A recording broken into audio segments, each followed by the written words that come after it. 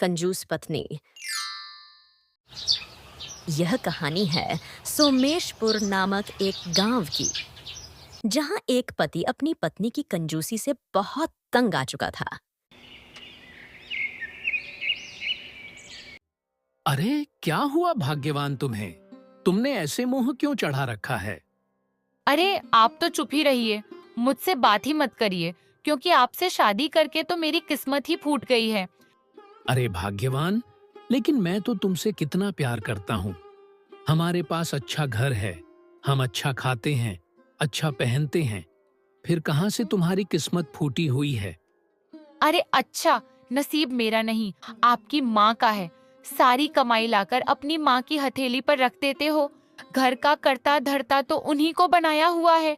इस घर में मेरी तो कोई इज्जत ही नहीं है। यह तो तुम गलत समझ रही हो। माँ भी तुमसे उतना ही प्यार करती है जितना मैं करता हूँ। माँ को घर चलाने का अच्छा तजुर्बा है, वह अच्छे से चलाती है, थोड़ा सा बचाकर भी चलती है, और हम सब अच्छा जीवन बिता सके उसके लिए माँ अच्छे से खर्च भी करती है, कभी किसी चीज की कमी नहीं होने देती। हाँ हाँ, मर जाना, लेकिन फिर भी अपनी माँ के ही गुण गाते रहना। लो कर लो बात। अब इसमें चिढ़ने वाली कौन सी बात है? मैं तुम्हें देता तो हूँ तुम्हारे निजी खर्चों के लिए पैसे। नहीं चाहिए आपके चिल्लट। दरअसल रमेश एक अच्छा इंसान था। उसकी चूड़ियों की दुकान थी। वह और उसका परिवार अच्छा जीवन जीते थे। लेकिन उसकी पत्नी रेखा इस बात से चढ़ती थी कि वह सारी कमाई लाकर अपनी माँ को दे देता था, क्योंकि उसकी माँ एक समझदार औरत थी। लेकिन कुछ समय बाद आए दिन झगड़े होने लगे। अरे भाग्यवान, तुम ये सामान बांधकर कहाँ जा रही हो? तुम्हारे मायके रहने जा रही हो क्या? तुमने मुझे बताया भी नहीं। मैं यह अन्याय अब और नहीं झेल सकती। आप रहो आपकी माँ के साथ। मैं आपको छोड़कर हमेशा के लिए अपने मायके जा रही हूँ, और मैं अब कभी वापस भी नहीं आऊंगी। अरे नहीं भाग्यवान, तुम ऐसा मत करो। मेरा घर तुम्हारे बिना अधूरा रहेगा। आखिर एक पत्नी की वजह से ही तो घर बनता है। अच्छा, अगर ऐसा ही है तो आपको मेरी शर्त माननी ही पड़ेगी। आप अपनी सारी कमाई आपकी माँ की जगह मुझे लाकर दोगे, सारी की सारी। आज से घर की मालकिन में रहूंगी। मेरे बिना घर में कुछ भी नहीं होगा। जो होगा वह मेरी मर्जी से ही होगा।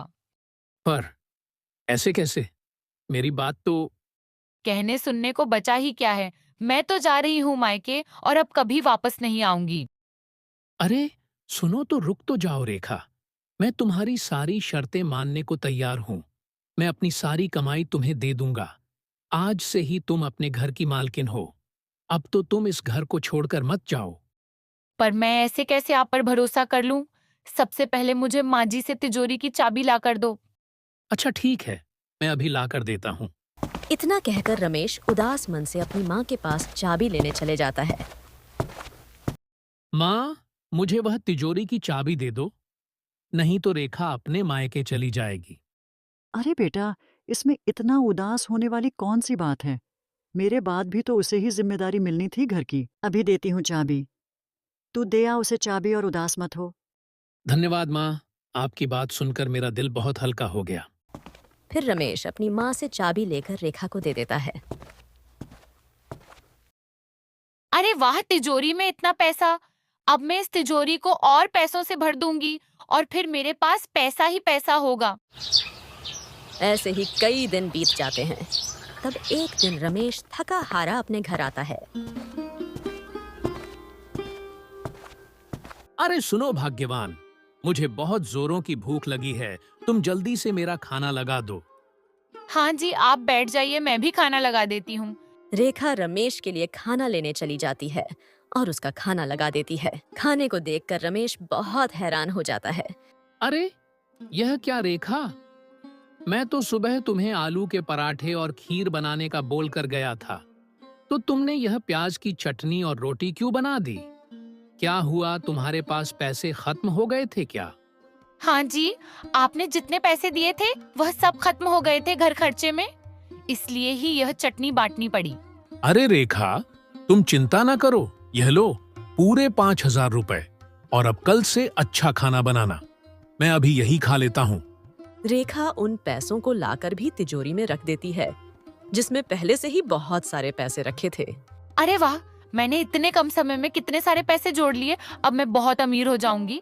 फिर ऐसे ही रेखा धीरे धीरे घर में खाना बनाना बंद कर देती है, और जब उसका पति राजेश उससे सवाल करता है तो कोई ना कोई बहाना बना देती है।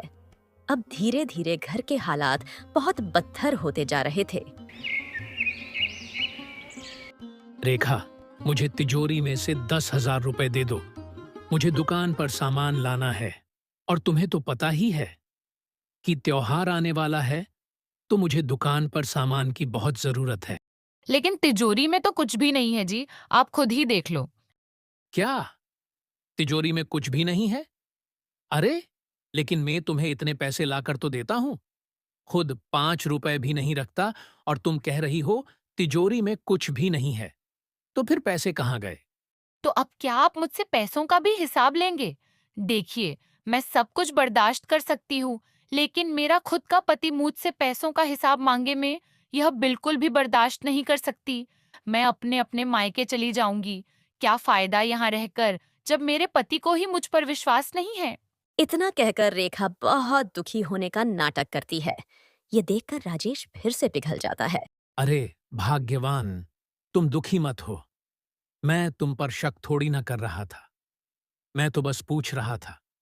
तुम चिंता मत करो, मैं अभी किसी और से पैसे ले लूंगा और दुकान के लिए सामान ले आऊंगा। इतना कहकर राजेश वहां से अपने दोस्त के पास पैसे लेने निकल जाता है। अरे भाई रामू, मुझे अभी 10,000 रुपए उधार चाहिए। मुझे पैसों की जरूरत है। भाई राजेश, लेकिन तुम तो इतने पैसे वाले हो, फिर तुम्हें पैसों की जरूरत कैसे पड़ गई? सब ठीक तो है ना मेरे भाई? हाँ भाई, सब ठीक है। फिलहाल पैसे ही नहीं है, और त्योहार आ रहा है, तो दुकान के लिए सामान लेकर आना है। राजेश, तुमने मेरी इतनी बार मदद करी है, तो मैं तुम्हारी मदद करने से कैसे मना कर सकता हूं? मैं अभी तुम्हें 10,000 रुपए दे देता हूं, बस तुम समय से लौटा देना। पैसे मुझे भी जरूरत आन पड़ती है पैसों की। तुम्हारा बहुत बहुत धन्यवाद भाई, मैं पैसे समय से ही लौटा दूंगा। इधर राजेश उधार पैसे ले रहा था, तो उधर रेखा उसकी सहेली के साथ बैठी हुई हंस रही थी। अरे वाह रेखा, क्या गजब का नाटक किया है तूने तो बहन। फिर क्या हुआ? फिर क्या होना था? मैंने 2 झूठ-मूठ के आंसू निकले और मायके जाने की धमकी दी।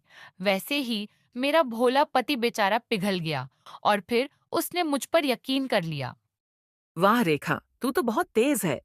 तेज होना ही पड़ता है ज्योति बहन, जभी तो मैंने पूरा घर अपनी मुट्ठी में कर रखा है। मेरे बिना इस घर में पता तक नहीं हिल सकता। और तो और मैं अब घर में कई दिन तक खाना तक नहीं पकाती हूँ, और बचे हुए पैसे को छुपाकर तिजोरी में रख देती हूँ। फिर वह दोनों जोर जोर से हंसने लगती है, और फिर शाम होने पर राजेश अपने घर वापस आ जाता है। चलिए जी, बहुत दिन हो गए, आज हम आपकी बहन के यहाँ चलते हैं। हाँ रेखा, चलेंगे, लेकिन तुम पहले मेरा खाना लगा दो। मुझे बहुत जोरों की भूख लगी है। खाना खाने के बाद चलते हैं। देखिए जी, आज मेरी तबीयत कुछ खराब थी, तो मेरे घर में कुछ भी खाना नहीं बनाया है। पड़ोस की सरला बहन ने आज खीर पूरी बनाई थी, तो वह खीर पूरी दे गई थी, जो मैंने माँ जी को खिला दी है। अब चलिए ना, हम आपकी बहन के यहाँ जाकर ही खा लेंगे। रेखा जबरदस्ती ही राजेश को उसकी बहन के यहाँ ले जाती है। अरे आप लोग यहाँ इस वक्त कैसे आना हुआ? वह क्या है ना रेवा बहन, तुम्हारे भाई को तुम्हारी बहुत याद आ रही थी, इसलिए इनके काम से आते ही हम सीधे यहाँ चले आए। इतना बोला, फिर भी खाना खाकर नहीं आए। ये लोग तो खाने के टाइम पर आए हैं, एक बार खाने का पूछ लूं क्या? अगर आप लोग कहो तो लगा दूं मैं खाना। लो, बहन हो तुम हमारी, यहाँ थोड़ी ना हम शर्माएंगे, लगा दो खाना। ये सब देखकर राजेश बहुत शर्मिंदा हो जाता है। अरे भाग्यवान, तुम यह सब क्या कर रही हो? अब क्या हमारे इतने बुरे दिन आ गए कि हमें दूसरों के यहाँ जाकर खाना खाना पड़े? अरे आप चुप रहिए जी, यह आपकी ही बहन है, यहाँ खाना खा लेंगे तो क्या हो जाएगा। लो जी, इनसे तो झूठ मूठ में खाना खाने का पूछा, ये तो सच्ची में ही गले पड़ गए। और फिर वह दोनों वहां से खाना खाकर घर वापस लौट जाते हैं। अब रेखा की यह कंजूसी ज्यादा से ज्यादा बढ़ती ही जा रही थी। अक्सर वह रिश्तेदारों के यहाँ जाती और उनके वहाँ जबरदस्ती खाना खाती और अपने पति और सास के लिए भी बांध कर लाती। उसने राजेश और उसकी माँ की नाक में दम कर दिया था। अब न घर में खाना बनता, न ही नए कपड़े आते और न ही घर की मरम्मत होती। और तो और उसने दूध लेना भी बंद कर दिया था। उसने ऐसे ही धीरे धीरे करके एक एक पैसे जोड़कर तिजोरी भर ली थी। और उस तिजोरी की चाबी वह कहाँ रखती है, यह ना तो राजेश को पता था और ना ही उसकी सास को। हाय, मैंने कितने सारे पैसे जोड़ लिए और अब मैं कितनी धनवान हो गई। रेखा जब तिजोरी में पैसे देख रही थी और इतने सारे पैसों का बोल रही थी, तब उसे बाहर खिड़की में से कोई चुपके से सुन रहा था। अरे सुनती हो, मैं माँ को लेकर मंदिर जा रहा हूँ। पास वाले गांव रात तक आऊंगा। तुम अपना और घर का ध्यान रखना। अच्छा ठीक है जी। राजेश और उसकी माँ दोनों चले जाते हैं। तब देखा सोचती है, मैं अकेले यहाँ क्या करूंगी? ऐसा करती हूँ, मैं भी मायके चली जाती हूँ। रात का खाना वहीं खाकर आ जाऊंगी, पैसे भी बच जाएंगे। फिर रेखा पैसे बचाने के चक्कर में तिजोरी की चाबी लिए बिना ही वहां से चली जाती है। शाम को वह सब वापस आ जाते हैं। तब रेखा तिजोरी के पास जाती है। जैसे ही रेखा तिजोरी के पास गई, तब वह चीख उठती है, क्योंकि तिजोरी खुली हुई थी और सारा पैसा गायब था। रेखा की चीख सुनकर राजेश और उसकी माँ भी वहां जाते हैं। अरे रेखा, इतना क्यों चिल्ला रही हो? रेखा बिना कुछ बोले चुपचाप उदास खड़ी रहती है। क्या हुआ रेखा? ऐसे क्यों उदास हो रही हो तुम? मैंने सब कुछ बर्बाद कर दिया जी।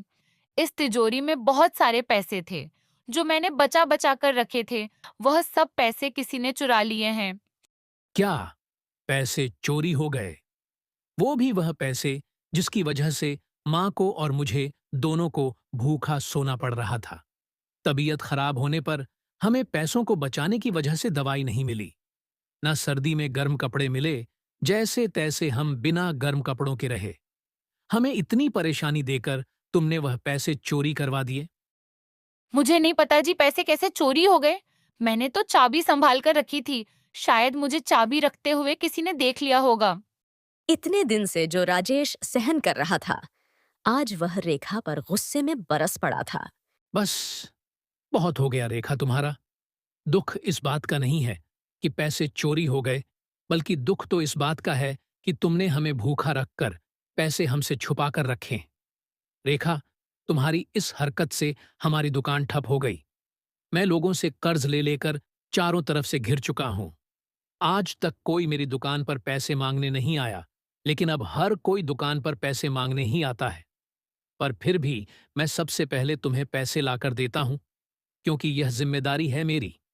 मैं खुद परेशान रहकर भी तुम्हारा ख्याल रखता हूं। अब तो तुमने अपनी कंजूसी का नतीजा देख लिया होगा ना। सब बर्बाद हो गया। हर बात पर तुम मुझे धमकी देती थी, ना कि मैं मायके चली जाऊंगी।